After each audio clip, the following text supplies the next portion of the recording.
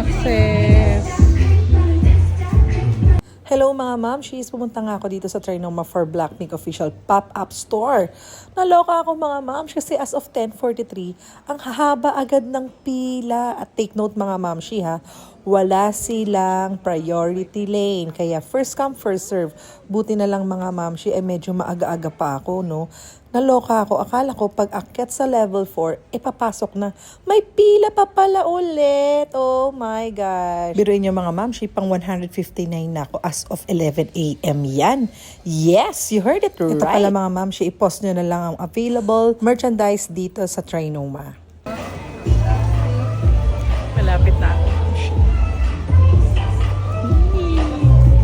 So we're in mga moms, it's time for shopping. Naksakala mo naman talaga, madaming bibilhin. Isang t-shirt lang naman talaga yung bibilhin ko. Hali kayo mga moms, samahan nyo ako mamili ko anong merch ang magugustuhan ko. Let's go! Hindi na nga pala ako bumili ng light stick mga moms kasi naka-order na ako nito sa online kay Weavers mismo. Ito yung t-shirt sana mga moms na inaay ko. Pero sabi ko parang ang plain niya, no? Parang it's not giving the vibe.